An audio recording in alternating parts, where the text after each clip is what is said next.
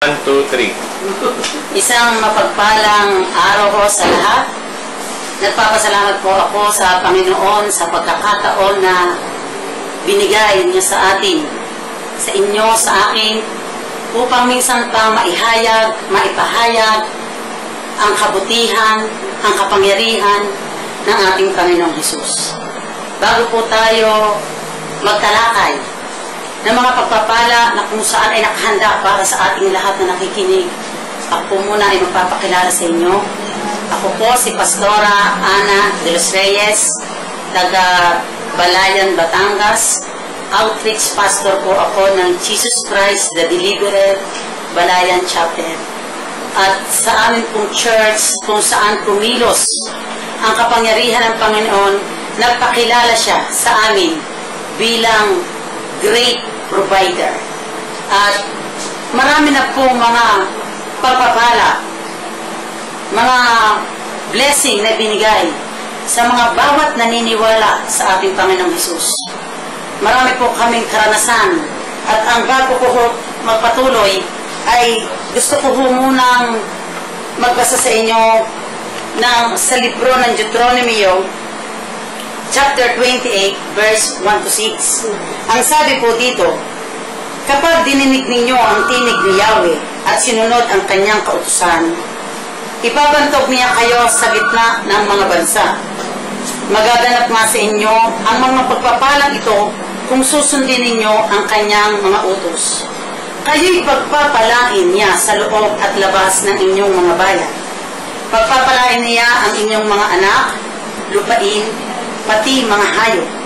Pararamihin niya ang inyong mga baka at iba pang mga hayop. Lagi kayong magiging sagana sa pagkain at di mawawala ng laman ang inyong masahan ng harina. Pagpapalain niya kayo sa lahat ng inyong gagawin. Ang Diyos po ang magpala sa pagkabasa ng kanyang banal na kasulatan. At ang akin pong ipahahayag ngayon sa inyo sa araw na ito ay kung papaano ang Panginoon ay kumilos mismo sa personal kong buhay.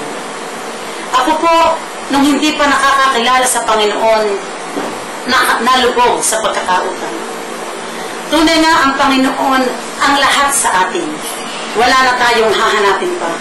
Siya ang ating kagalingan, siya ang ating kalakasan, siya ang ating karunungan, siya ang magpapala sa ating lahat.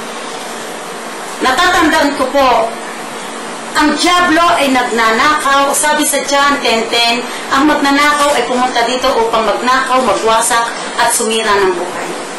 Kayamanan, sakit, karamdaman ang ipinadadala niya at ninanakaw ang mga pagpapala na dapat ay matamasa ng mga sumasampalataya sa ating Panginoong Hesus. At ganyan po ang nangyari sa akin. Nalubog po ako sa pagkakautang, nagkaroon ako ng maraming kaso, subalit ang Panginoon ay namusap sa akin. May mga taong nagpahayag sa akin na katotohanan na ang ating Panginoon lamang ang ating kailangan, hindi lamang sa kaligtasan. Kailangan natin siya sa lahat ng bagay. At sa personal ko hong testimony, nung ako'y sumunod at sinunod ang kalooban ng Diyos, naniwala at nanampalataya sa kanyang salita, biglang nabago ang aking buhay. Ngayon po, kami po ay nagmamay-ari na ng malalaking bangka na kung saan may pagkakataon kumuha ng kayamanan ng karagatan. Ibinigay din po ng Panginoon sa amin ang isang gasolinahan na kumukuha naman ng yaman na kalupaan. Maging ang yaman ng kalawakan ay ipinagkaloob din ng Panginoon sa amin sapagkat nagkakaroon kami ng kapangyarihan para palayasin ang lahat ng demonyo na nagbibigay ng pagpapahirap sa tao. Mga kapatid, sa lahat ng nakikinig ngayon, kung ikaw man sa mga panahon ito, nasasadlak sa mga problema ng kahirapan ng iyong finanses, may isang naghihintay sa iyo, ang Panginoong Hesus, na napagtagumpayan na lahat ng problema doon sa krus ng Kalbaryo. Ang kailangan mo lamang ay maniwala, sumampalataya, at tanggapin siya bilang Diyos at sariling tagapagligtas. At tinitiyak ko sa iyo, hindi ka mabibigo sa Diyos na aming pinaglilingkuran. Maraming pong salamat.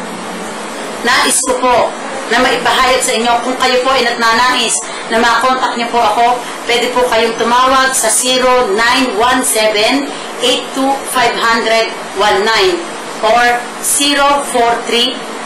043-4072-858 sa karagdagang kaalaman kung papaano nyo mababawi ang lahat ng kayamanang ninakaw sa inyo ng kaaway.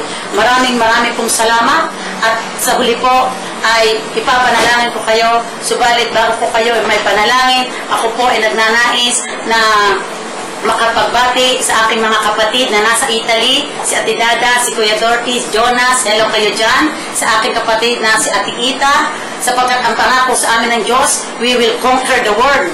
Kaya ang bawat mga kapatid ko na nasa California, si Ate Mars, hello, ang aking dalawang kapatid na nasa Singapore, si Ate Baby and Ate Annie, at lahat po ng mga iyan ay nagtanim sa gawain ng Diyos at ngayon ay umaani. Tayo po ay manalangin. Dakilang Diyos at mapagpalang Ama, marami pong salamat sa kapahayagan na ibinigay mo sa amin ngayon.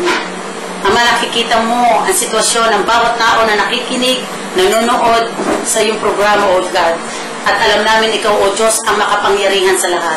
Panginoon, dinideklara ko nga po, Panginoon, sa lahat na nakinig, sa lahat ng nanood, naniniwala at nanampalataya sa iyong kapangyarihan, sa iyong pangalan.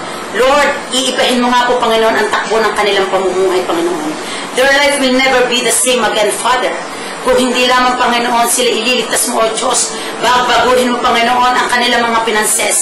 Nire-review ko, Panginoon, ang lahat ng gawa at sumpa ng kaaway sa kanilang buhay, maging sa kahirapan, Panginoon, pinalalayas ko ang espiritu ng kahirapan sa kanilang mga buhay, sa pangalan mo, Jesus, sa pangalan mo, Jesus.